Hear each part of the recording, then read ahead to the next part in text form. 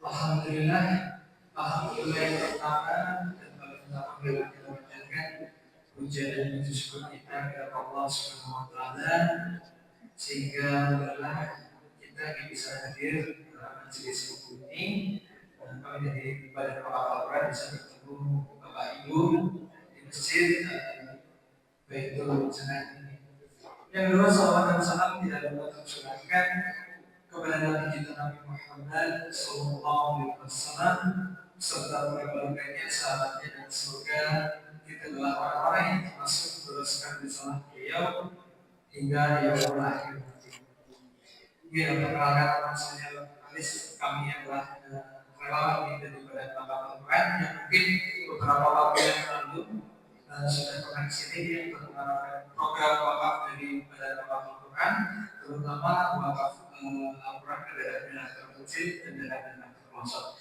Alhamdulillah di malam hari ini kita kehadiran beliau Ustaz Karim bin Akbar, beliau adalah pakar dari BWA yang sudah mendiskusikan lebih dari 700 orang ke daerah-daerah terpencil dan daerah-daerah terpelosok. Yang dimana masyarakat itu sangat-sangat membutuhkan Al-Quran namun kendali fasilitas karena Al-Quran yang ada. Jadi BWA program kami itu Al-Quran untuk daerah-daerah terpencil tersebut. Alhamdulillah beliau juga sangat mualaf tentunya nih. Beliau mualaf, terus beliau juga menginspirasi kami yaitu mewakafkan kapal gitu Badan Al-Quran. Alhamdulillah kapal tersebut bisa digunakan sebagai kapal nafkah. Dan juga berbeda di sini yang alhamdulillah kalau kita di sini sering ada kajian di Toronto gitu. Tapi berbeda dengan saudara-saudara kita di Nusa Tenggara Timur yang ada terutama kita di sana itu mayoritas non muslim. Hampir 80% gitu. Hampir 80% non muslim di sana. Jadi kaum muslim sangat sedikit. Untuk pengajian di sini kalau di sini mungkin Ustaz pulang membawa apa gitu. Tapi di sana pengajian Ustaznya bawa apa seperti itu. Istilahnya seperti itu. Karena itu nanti sebelum insyaallah kami sudah prepare untuk menyiapkan videonya. Oke, sudah siap dan mungkin sebelum kita mulai kita bisa simak video profil dari Ustaz Arifin Anwar. Monggo teman-teman.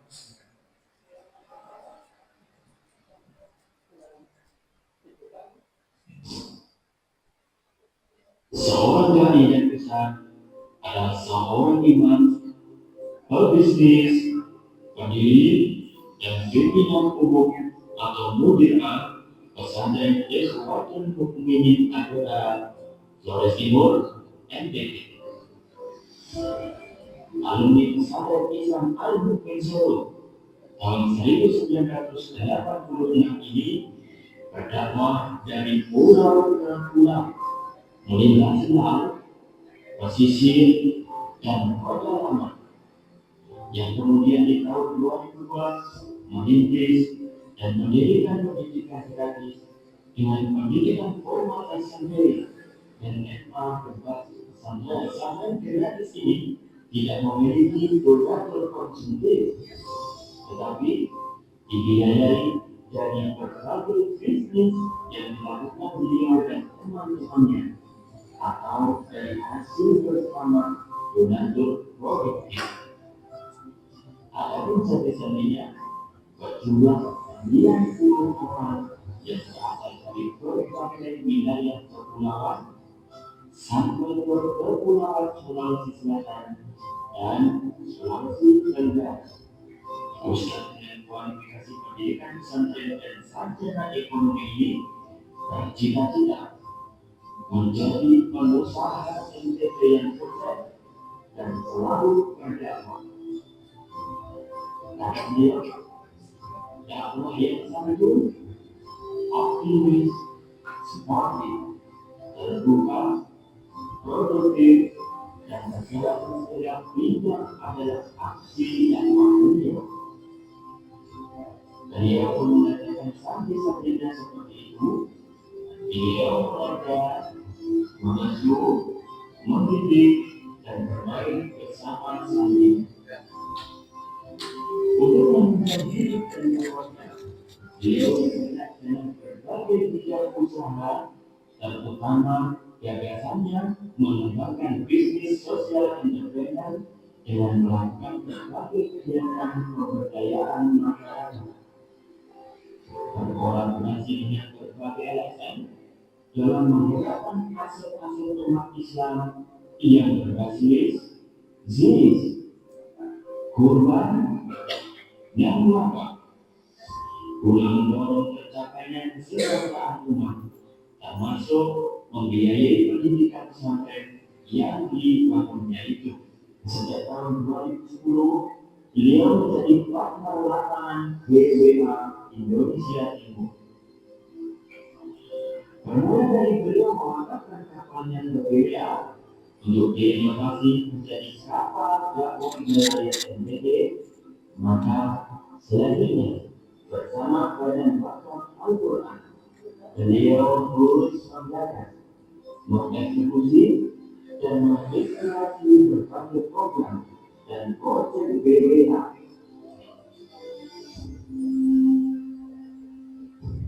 Assalamualaikum warahmatullahi wabarakatuh. Kami Perjuangan Warahmatullahi Wilayah Indonesia Timur. Saat ini kami melaksanakan rutin Al-Quran dan kapal dakwah menuju ke Kecamatan Pantan, yaitu di daerah Maghrib. Proses pendistribusian Al-Quran ini kami lakukan menggunakan skoti kapal dakwah. Selanjutnya, bersama Badan Wakaf Al-Quran, beliau turut membelajar antara lain Wakaf Al-Quran, yaitu program wakaf al-bersih dengan menyiapkan mobil tangki air bersih di Lembata, desalinasi air bersih di Pulau Mas, Sulawesi Selatan, di pantai air bersih di Timur Tengah Selatan, dan kemudian ada program wakaf khusus dakwah berupa pengadaan teknisi nelayan di Flores Timur, serta terus merealisasikan program wakaf Al-Quran dan pembinaan melalui distribusi Al-Quran ke berbagai pulau dengan kapal dakwah wilayah NTT. Sungai dari lautan menghadapi badai, gelombang, dan kapal mengalami musibah sudah merupakan hal yang biasa dalam perjuangan beliau. BWA telah mendistribusikan hampir 2 juta Al-Quran ke seluruh penjuru negeri. Sementara bersama beliau telah mendistribusikan hampir 700.000 Al-Quran di Indonesia Timur. Dalam mendistribusikan Al-Quran BWA ini, beliau bekerja sama dengan berbagai pihak, baik pemerintah daerah, antara lain Bupati Munang, Sekda Buton Tengah, Wali Kota Bau, Kadis PU Bantai, Satpol PP Tali Abu, Kementerian Agama Tali Abu, Sula, dan alam serta TNI Polri maupun IMA dan para tokoh setempat, termasuk kegiatan pembinaannya melalui dakwah umum, kajian Al-Quran, Indonesia Mengaji, serta mengadakan Al-Quran info bagi TPI-TPI, pesantren, lembaga pendidikan formal, dan majelis taklim baik yang disalurkan langsung maupun oleh para tokoh umat dan pemerintah setempat. Selanjutnya beliau berharap dengan gaya hidup dan menghidupkan wakaf ini, terutama menebar Al-Quran wakaf di seluruh penjuru negeri, insya Allah Indonesia semakin kuat dan berjaya.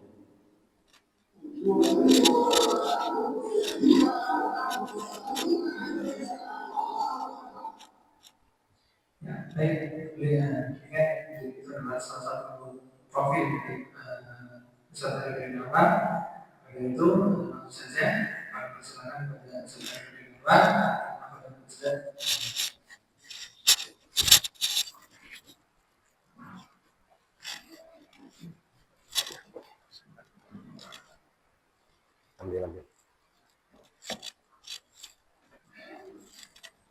Sehat Bapak Ibu semua? Bismillahirrahmanirrahim. Assalamualaikum warahmatullahi wabarakatuh. Alhamdulillahirabbil alamin wassalatu wassalamu ala asyrofil anbiya'i wal mursalin wa ala alihi wa sahbihi ajmain, amma ba'd.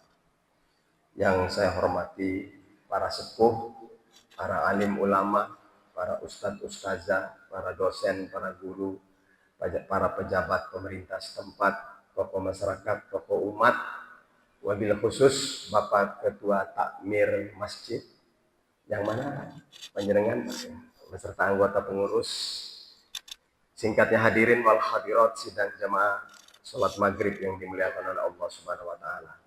Alhamdulillah malam hari ini saya tinggal jauh di Indonesia Timur, tepatnya di Pulau Adonara, dekat dengan gunung api Lewotobi laki-laki yang sedang viral meletus belum lama ini ya Bapak Ibu.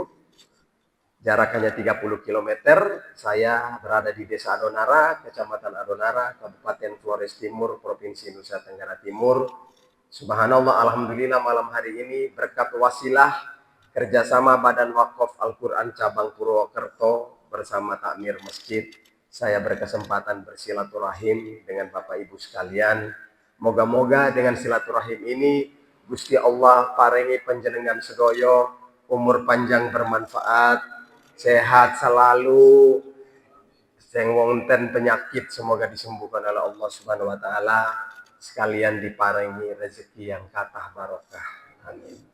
Salam dan sholawat buat junjungan kita Nabi Allah, Nabi besar, Nabi Muhammad Sallallahu alaihi wasallam. Moga-moga di hari kiamat, manakala kebaikan kita lebih sedikit dari keburukan kita, semoga kita mendapatkan syafaat dari baginda Rasulullah SAW. Baik Bapak Ibu, dalam tausiah ini lebih kepada berbagi cerita, tentu bagaimana perjalanan dakwah saya di daerah saya. Saya telah berdakwah selama 36 tahun. Masa kecil saya beragama Katolik. Karena mama saya itu Katolik, bapak Islam. Tadinya mama sudah Islam, tapi begitu kuat pengaruh Kristen, mama berbalik lagi memeluk agama Kristen. Saya kebetulan dalam rahim ibu, lahir di tengah-tengah keluarga ibu, saya dibaptis, kemudian saya diberi nama Marcus da Silva. Apa ya Bapak Ibu ya? Kono da Silva ya. Ini dulunya sebuah kerajaan yang dibentuk oleh Portugis. Maka suku-suku yang melingkari di situ dirubah dengan embel-embel Portugal. Ono suku da Silva, da Gomes, da Vasco, Fernandes. Mereka wonten Bapak Ibu? Wonten enten ya. Aku dewe tak pikir, wah aku iki mungkin sadulure Cristiano Ronaldo. Orang Portugal Bapak. Karena memang kita di NTT itu suka main bola. Termasuk saya juga masih menjadi pemain bola sampai sekarang. Ada bapak-bapak penggemar bola di sini? Banyak. Saya ini pemain, pelatih, juga sponsor. Itulah cara saya berdakwah. Alhamdulillah Bapak Ibu, berkat wasilah Quran, saya kemudian masuk Islam. Saya bilang sama ayah, Pak, keluarga mama marah besar, pada kecewa. Wah, bocah ini lahir di sini, besar di sini, disekolahkan. Ini pindah agama. Mungkin pengaruh pelet-peletnya orang Islam. Dipikir aku dipelet, Pak. Maka saya bilang, ayah harus saya belajar Islam, biar saya punya alasan yang kuat untuk menyampaikan kepada keluarga mama, kenapa saya masuk Islam. Itulah akhirnya saya dikirim belajar di pesantren di Jawa Tengah, di Solo. Tahun 1982, tingkat SMA. Masuk Kuliatul Mu'alimin Islamiyah, 4 tahun tamat, ngajar setahun di pondok, setahun saya diutus berdakwah di Bima, Nusa Tenggara Barat. Tahun 88 saya ambil keputusan pulang ke NTT. Padahal Bapak Ibu, berat itu pulang ke NTT. Pertama tantangannya, mayoritas Kristen, 86%. Wong Islam ini sedikit sekali. Tinggal terpencar-pencar di pesisir, di pulau satu pulau yang lain. Jumlah masjid sedikit. umat sedikit, berharap sedekah untuk membantu perjuangan tentu berat sekali. Apalagi ekonomi di sana itu sangat berat. Pulaunya kecil, tanahnya tandus, banyak yang gersang, airnya susah, ya. Lautnya luas, iwae katah, dapat akeh, ora payu dibuang aja Bapak Ibu. Saya datang ke Jawa ini, Masya Allah, suburnya alam Jawa ini Bapak Ibu ya. Penduduknya luar biasa, Masya Allah. Bersyukur tiga panjenengan jadi orang Jawa ini. Kalau boten bersyukur, saya doakan supaya panjenengan pindah ke NTT saja. Tantangan ketiga, stigma negatif. Wih, masuk Islam dicerca lagi. Orang Islam itu pinggiran, kecil, pendidikan rendah, hidupnya susah. Apalagi Arifudin, sekolah pesantren, masa depan suram itu. Ngertinya cuma sholat, ngertinya cuma di masjid saja. Lama-lama juga jadi kelompok-kelompok ekstremis, calon teroris. Bapak-bapak, ibu-ibu, saya tetap menerima dengan lapang dada. Apa kata orang mau bilang apa lagi. Tapi saya harus buktikan kepada mereka, saya masuk Islam bukan sekedar kebetulan, tapi benar-benar ini hidayah yang hebat. Masuk Islam karena Quran, sudah belajar Quran, terus belajar Quran sampai mati mudah-mudahan Pak. Dan saya akan memperjuangkan Al-Quran, tunjukkan kepada dunia hebatnya Quran. Islam ini api, Islam ini damai, Islam ini selamat, Islam hadir bawa rahmat bagi alam semesta. Sepakat Bapak Ibu? Begitu banyak ayat, begitu banyak hadis menginspirasi saya. Antara lain, hadis Rasulullah SAW, salamatul insan fi hifzil lisan. Selamatnya seorang manusia tergantung dia menjaga lisannya. Betul tidak Bapak Ibu? Hadis ini turunannya dari firman Allah tentang etika berdakwah. A'udzubillahi minasyaitonirrajim dalam surat Fussilat ayat 33 sampai 35. Wa man ahsanu qawlan mimman da'a ila Allah wa 'amila shalihan wa qala innani minal muslimin. La tastawil hasanatu walas sayyi'ah idfa' billati hiya ahsan fa idzal ladzi bainaka wa bainahu adawatun ka'annahu waliyyun hamim. Artinya, siapa yang pembicaranya lebih apik, lebih bagus daripada orang-orang yang punya karakter 4 itu. 1, kalau berdakwah hanya kepada Gusti Allah saja. Maka dalam kajiannya saya memahami, kalau gitu Arifudin, berdakwah itu jangan ditunggangi kepentingan pribadi, kelompok, golongan. Ya Bapak Ibu, semata-mata karena Gusti Allah.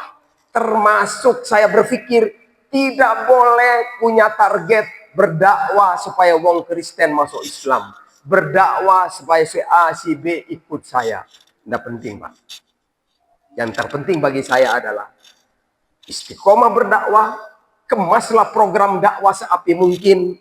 Tunjukkan pada dunia Islam ini luar biasa. Mudah-mudahan dengan wasilah itu Allah berikan hidayah. Mereka bisa masuk Islam. Betul Bapak Ibu? Karena urusan masuk Islam atau tidak bukan urusan kita. Masuk Islamnya seseorang tergantung izin Allah Subhanahu wa Ta'ala. Yakin Bapak Ibu?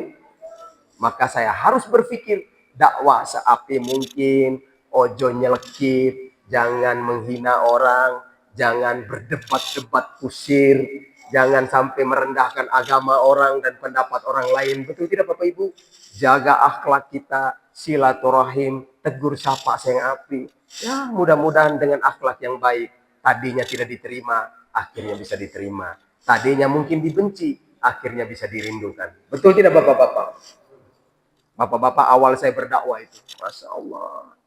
Orang bilang apa? Ini apa dia? Anti adat itu. Nanti lama-lama keluarganya mati Pak. Betul Bapak. Tahun pertama, putra pertama saya mati. Tahun kedua, putra kedua mati lagi Pak. Tak kandani bojo kubu, hidup di alam barzah dan hidup di dunia sama saja. Ikhlaskan. Hanya hidup di alam dunia ini menentukan kehidupan di alam barzah. Maka persinggahan yang sementara ini usahakan seapik mungkin lah. Bila perlu punya anak yang banyak, maka berdoa kepada Allah semoga diparingi bocah-bocah yang akeh. Alhamdulillah Allah kabulkan. Saya diberi anak 10 orang, Bapak-bapak. Wonten Bapak Ibu, anak 10 orang? 10 orang tambah 2 yang mati jadi 12, plus saya yang masih hidup, pas 1/11, cadangannya 2. Gitu Bapak Ibu. Alhamdulillah Bapak Ibu yang dimuliakan oleh Allah Subhanahu wa taala. Yang kedua, cirinya tadi. Seorang dai harus beramal soleh. Saya berpikir kalau amal soleh hanya sekedar sholat, itu biasa. Yang paling berat adalah berjihad. Jihad seluruh redaksinya dimulai dengan di amwal anfusikum. Jihad dengan harta diikuti dengan jiwa raga. Berarti, Ustadz teriak sedekah, harus Ustadz duluan sedekah. Betul tidak Bapak-Bapak? Lebih-lebih NTT Pak. Kita pergi ceramah, jarang orang undang kita Pak. Kita yang datang ke situ menginisiasi supaya ada taklim, ada ceramah. Maka sudah pasti tidak mungkin takmir menyiapkan amplop ya Bapak Ibu ya. Kalau di NTT nggak ada cerita pergi ceramah pulang bawa amplop. Justru ustadznya pergi ceramah, ustadz yang harus bawa amplop. Kenapa? Umatnya susah. Nggak tega kita minum segelas teh ini Bapak. Melihat ke belakang, ya Allah. Umat ini begitu berat. Mau wudhu saja airnya susah. Jadi itu tadi amal soleh. Yang ketiga, dimanapun saya berada, saya harus tunjukkan dan saya nyatakan saya orang muslim. Artinya tampil elegan. Gimana tampilnya? Ya Bapak-Bapak lihat, mungkin kebetulan berpakaian begini, lagi jadi imam, lagi jadi penceramah ya Bapak Ibu ya. Tapi jangan kaget, kalau saya lagi di lapangan bola, pasti stylenya pemain bola juga lah Bapak-Bapak. Ya Bapak-Bapak, ada Mas? Nah ini Mas, itu. Nomor 14 itu loh Pak. Masih awet ya Pak ya. Ini main bola tahun 2024, bulan Juni kemarin Pak. Ikut tarkam di sana Pak. Nah, begitu Bapak-Bapak penampilan saya. Saya ada di mana-mana, masuk dalam berbagai aspek kehidupan, budaya, sosial, masyarakat, kepentingan politik, apa saja saya hadir. Alhamdulillah dengan pandangan-pandangan saya, pencerahan-pencerahan saya, biar orang Kristen pun bisa menerima kita. Karena itu tadi, kita menyampaikan dengan tulus, terbuka, tanpa punya kepentingan-kepentingan. Syarat yang keempat, yaitu tidak sama kebaikan dengan keburukan. Maka lakukanlah dengan kebaikan. Tolaklah keburukan dengan cara yang paling baik. Saksikan orang yang tadinya bermusuhan dengan kamu berubah seolah-olah menjadi teman setia. Betul Pak. Dulu orang mencibir saya, tidak ada yang berani ngundang saya. Woi, ini ekstrim Ustadz ini. Tapi hari ini Masya Allah, antrian Pak. Sampai-sampai saya harus ke Jawa, jadwal yang di sana ada yang terpaksa kita batalkan. Begitu Bapak-Bapak yang dimuliakan oleh Allah Subhanahu wa taala. Maka perjalanan dakwah saya lakukan kebaikan berupa apa? Silaturahim. Berbagi, bikin program kemanusiaan, bikin sedekah air bersih, bikin kurban ke pelosok-pelosok, bikin sedekah Quran. Bahkan kita bangun proyek-proyek air bersih. Mulai dari mana? Dari diri sendiri. Uangnya dari mana? Dari usaha-usaha kita. Usaha seperti apa? Saya jadi petani Pak. Sami mawon karo panjenengan, wonten petani mriki Bapak Ibu? Ada Pak? Boten enten. Sawah-sawah itu bukan Pak. Bukan. Tapi saya tanamnya jambu mente Pak. Saya juga jadi nelayan, saya juga jadi pedagang. Kapan berdakwah tidak menunggu kaya, saya memiliki harta. Saya bilang sama istri, Bu, seluruhnya kita infakkan di jalan Allah. Bojoku tanya, mangannya piye Ustaz? Termasuk mangan, itu juga infak. Maka separuh infak untuk keluarga, separuh infak untuk perjuangan. Untuk apa Ustadz? Transport, konsumsi, bikin program-program kemanusiaan. Alhamdulillah, 20 tahun awal begitu berat. Tapi 16 tahun belakangan semakin ringan. Tadinya tidak ada pengajian, mulai ada pengajian. Tadinya tidak ada lembaga pendidikan pesantren, saya bisa buka pesantren. Bikin pesantren gratis lagi Pak. SMP, Madrasah Aliyah. Yang jadi guru, istri saya, anak-anak saya, teman-teman saya, kami semua jadi guru. Saya guru mengajar 4 pelajaran Pak. PPKN, ekonomi, olahraga, bahasa Arab. Begitu Bapak Ibu yang dimuliakan Allah SWT. Boleh Bapak-Bapak, Arab titip bocah-bocah sekolah karo aku di Flores, bisa Pak. Gratis Bapak-Bapak di sana. Orang Kristen heran, Ustadz caramu piye toh? Tampung 100 santri, makan gratis, tidak minta sedekah, tapi usahamu lancar. Saya bilang sama beliau, Islam kuncinya dua. Satu, keyakinan kami hanya la ilaha illallah.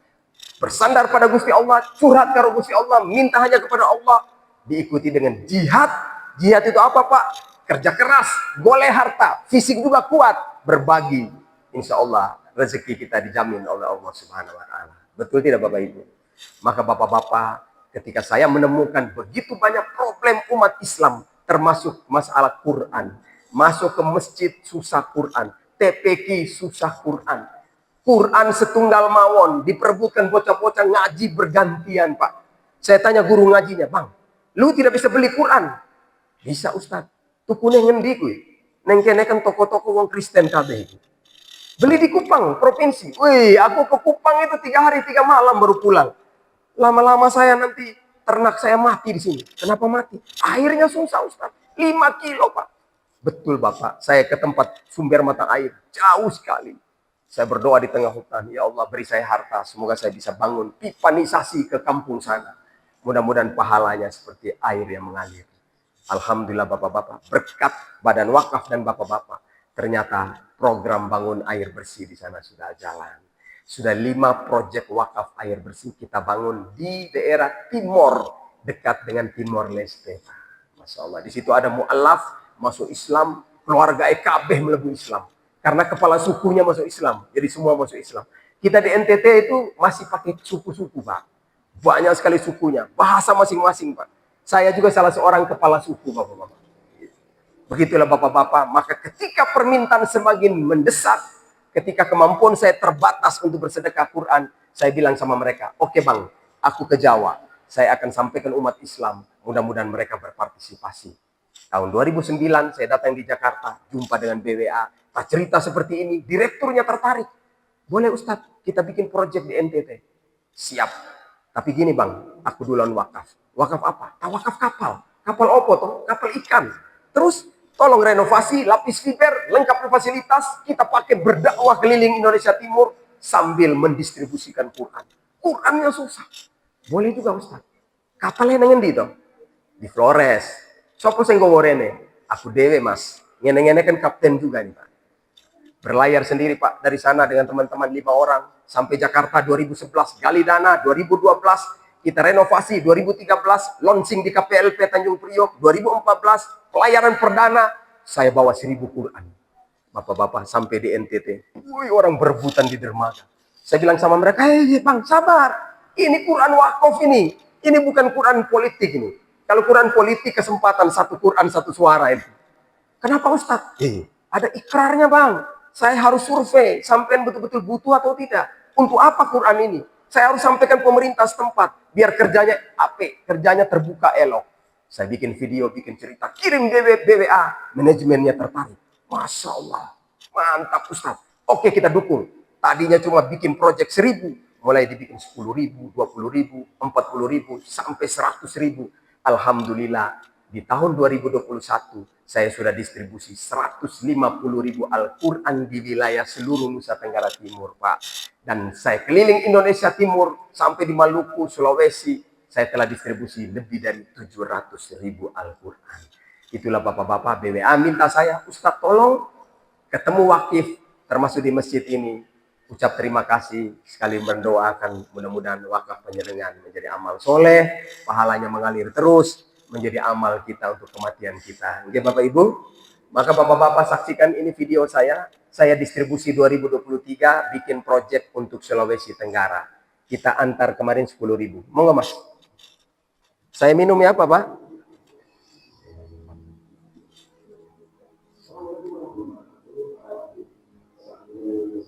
Salah satu pulau terluar di Sulawesi Tenggara.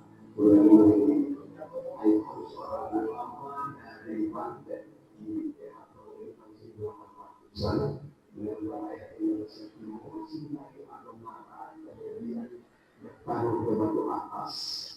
Cuma di sini menyebarkan Islam di sini sehingga masyarakat di sini selalu mengenal beliau. Ada tempat tinggalnya di bukit sana, kemudian masjid yang di belakang background ini oleh masyarakat di Nahdlatul Masjid Syekh Abdul Wahid.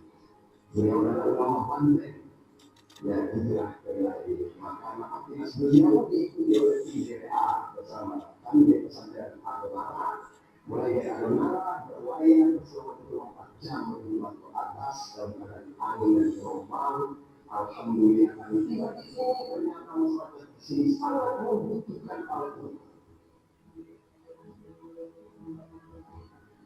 Itu juga merupakan wilayah dari Sulawesi Tenggara kedua, sehingga kami akhirnya mendistribusikan 1.200 Al-Quran untuk 2 desa, yaitu Desa Al-Quran Timur dan Desa Kolon Jaya.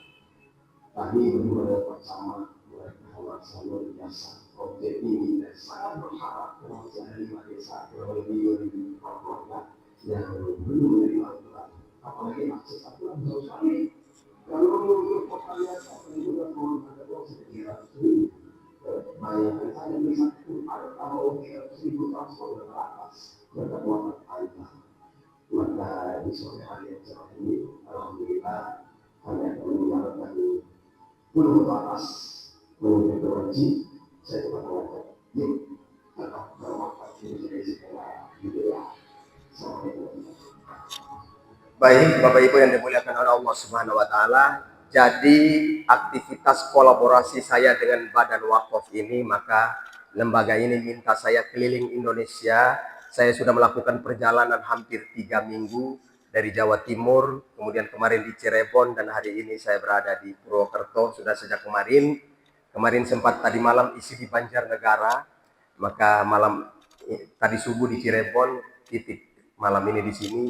Mereka mengajak saya, bagaimana Ustadz tolong bantu tetap mengkampanyekan wakaf. Dan saya semangat sekali, Pak. Karena memang kunci hidup di surga maupun hidup di dunia adalah bagaimana memberdayakan harta kita menjadi amal soleh. Salah satunya saya sepakat dengan BWA. Mereka bikin proyek wakaf Al-Quran. Ini luar biasa. Karena kalau sekedar sedekah, ya berapapun saja tanpa perlu ada yang menyaksikan, monggo. Tangan kanan beri, kiri tidak lihat. Karena sekedar sedekah. Pahalanya pun jelas. Sekali beri, di close, tutup. Tapi kalau wakaf adalah menyisihkan harta bersih, wakaf itu harus ada nazir, wakaf itu harus ada penerima manfaat yang jelas, wakaf itu harus ada ikrar. Maka saya mengambil peran termasuk sebagai nazir yang turut mengelola, mendistribusikan Al-Quran para wakif ini. Saya merasa luar biasa. Panjenengan yang berwakaf, saya juga dapat pahala. Apalagi menyebarkan Al-Quran, insya Allah sepanjang perjalanan Al-Quran dari Jawa sampai ke Sulawesi Tenggara misalnya, insya Allah seluruh makhluk yang berada itu turut mendoakan untuk kebaikan para wakif. Setuju tidak Bapak Ibu? Yakin? Saya sangat yakin. Kenapa? Dulu orang Kristen melihat saya begitu-begitu, Pak. Tapi mungkin karena kebaikan saya. Hari ini kalau saya jalan di kampung-kampung Kristen, dari bocah sampai orang tua, Ustadz, selamat malam, malam baik Ustadz. Hati-hati Ustadz ya, sampai jumpa lagi Ustadz. Masya Allah. Sopo kui? Petrus, Yosef, Karolus, Yohanes, Markus. Orang Kristen Pak. Saya merenung. Orang Kristen saja mendoakan saya. Apalagi orang Islam. Apalagi alam semesta. Begitulah Bapak-Bapak, Ibu-Ibu. Kalau kita punya kebaikan, kita juga menebar kebaikan, maka kebaikan itu berpulang untuk diri kita sendiri. Betul tidak Bapak-Bapak? Maka mudah-mudahan saya berharap salah satu kebaikan adalah silaturahim. Silaturahim memperpanjang umur dan memurahkan rezeki. Malam hari ini saya sudah datang ke sini. Saya berharap semoga panjenengan berkesempatan pergi ke Flores juga Pak. Bisa Bapak-Bapak ya, Ibu-Ibu? Kita naik kapal dakwah tadi Bapak-Bapak sambil kita distribusi Quran. Atau paling tidak, mudah-mudahan Bapak Ibu titipkan amanah. Malam ini ada yang mau berkesempatan berwakaf Quran, monggo.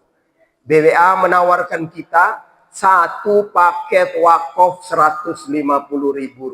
Satu paket Quran. BWA menyiapkan berbagai paket istimewa. Ada 100 paket 15 juta. Ada 50 paket 7,5 juta. Atau ada yang 20 paket 3 juta. Atau ada yang mengambil 10 paket 1,5 juta. Saya anggap luar biasa, Pak. Karena apa? Saya tidak tahu keadaan harta panjenengan, Bapak-Bapak.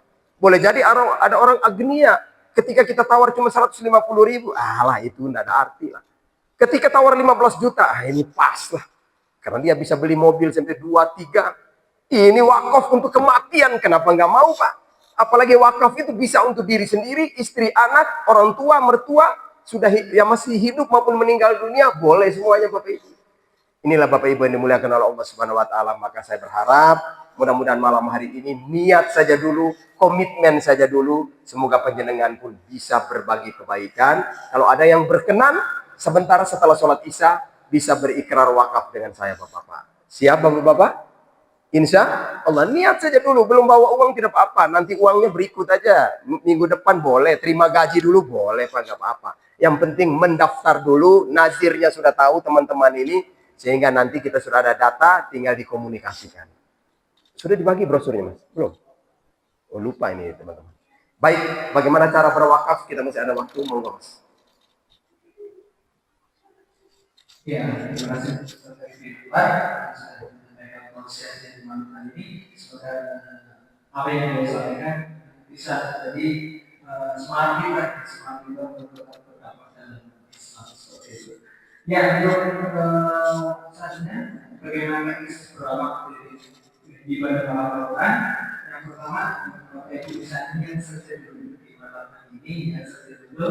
Nanti ikrar langsung dengan beliau saat satu paket yang sudah dijelaskan Rp150.000 itu sudah termasuk biaya cetak, satu buah Al-Quran sudah termasuk biaya pendistribusian dan juga sudah termasuk biaya pembinaan pada desa dan setempat yang kami di sana. Baik, kami ajak Bapak Ibu yang pertama tadi Bapak Ibu yang berkenan berwakaf 100 paket 100 Al-Quran yang senilai 15 juta, insya Allah akan mendapatkan langsung dari Saudara Ibu kain tenun khas dari Pusat Tenggara Timur dan juga nanti sertifikat dan sertifikat dari Al-Quran. Bapak Ibu, ada yang berniat wakaf 100 Al-Quran? Monggo, Bapak. Nanti langsung catat, nanti waktunya bisa diatasnamakan diri sendiri, orang lain, orang tua, sama saudara kita yang sudah tinggal keluarga kita seperti itu. Nanti bisa 100 nama untuk Al-Quran seperti itu. Bapak Ibu ada yang berwakaf 100 Al-Quran seperti yang jamaah sadar itu satu jamaah itu awal ada yang berniat dan wakaf niat saja dulu. Uangnya tidak harus bisa bulan depan atau masuk di gajian seperti itu juga bisa. Ada yang berniat 100 Al-Quran, Bapak Ibu. Atau mungkin kalau berat 50 Al-Quran sebanyak 7,5 juta. Bapak Ibu ada yang berwakaf 50 Al-Quran sebanyak 7,5 juta. Nanti langsung ke beliau, mungkin bisa disampaikan juga apa namanya mungkin didoakan oleh beliau mungkin kalau beliau satu beliau di antaranya dan sudah harus. Bapak Ibu ada yang berat 50 Al-Quran sebanyak 7,5 juta untuk bisa menunjukkan seperti kota di sini. Ini beberapa zaman-zaman ketika itu berwakaf Al-Quran. Ini terus nah ini di Borto dan juga para jamaah berwakaf Al-Quran bersama saudara di kita Borto dan ini di lagi di sebelah sini kenal ya, kenal ya. Itu di sesuatu. Ini Bapak ada yang melakukan niat Bapak niat saja dulu. Nanti uangnya tidak harus sendiri. Nanti soal masalah dulu. Ada yang berniat 50 orang sebanyak 9 juta. Monggo. Atau kalau mungkin masih berat 20 orang sebanyak 3 juta. 20 orang sebanyak 3 juta. Monggo dari Bapak Ibu sekalian. Jadi berniat saja dulu. Uangnya tidak ada di sini. Bisa masuk benar. Bapak, Ibu, ada yang berniat 20 Al-Quran sebanyak 3 juta? Atau mungkin 10 Al-Quran senilai 1.500.000 rupiah? Bapak, ada yang berniat? Niat saja dengan sendiri uang dari Ibu? Ada Ibu? Mantap. Bapak Ibu, sudah biar nanti aja Mas, perempuan. Oh, Biar. Pada Isa diikrar ya Bu ya. Ikrar. Ya. Jika ada yang lain? Ada? Nanti ikrar langsung. Ini ya Bapak juz 1 sudah 2. Berikut lagi Pak, ada lagi? Sudah 2 orang. Semoga terhimpun 100 Quran di sini. Amin. Ada lagi Pak? Ya, Pak sudah 3, 4. Ada lagi Bapak? Nanti habis Isya. Nanti setelah Isya baru ikrar. Setelah Isya langsung langsung dengan Isya. Kembalikan dulu waktu. Oke. Mungkin kemudian kami berikan waktu untuk bisa Baik Bapak Ibu yang dimuliakan oleh Allah Subhanahu wa taala, terima kasih banyak. Saya hanya berdoa semoga diparingi Gusti Allah kemurahan rezeki yang berwakaf malam ini diganti rezekinya oleh Allah Subhanahu wa taala. Saya dengan filosofi Asmaul Husna plus kalimat tauhid, berarti jumlahnya 100. Semoga menjadi persaksian kita malam ini panjenengan berikrar wakaf dengan saya. Bapak dapat pahala, kami juga dapat pahala. Dengan kebaikan Al-Quran, memperjuangkan Al-Quran, semoga akan menjadi sahabat kita di hari kiamat. Amin. Demikian yang dapat saya sampaikan malam hari ini. Yang benar dari Allah, khilaf dari saya mohon dimaafkan. Bila ada waktu, semoga bisa jumpa lagi di masjid ini atau dimanapun saja di bumi ini.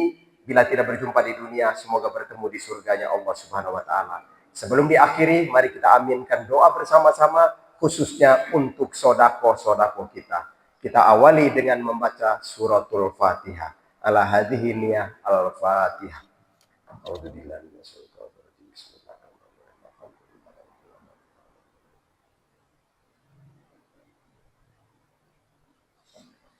Amin ya rabbal alamin. Allahumma shalli wa sallim ala habibikal karim wa ala alihi wa sahbihi ajmain.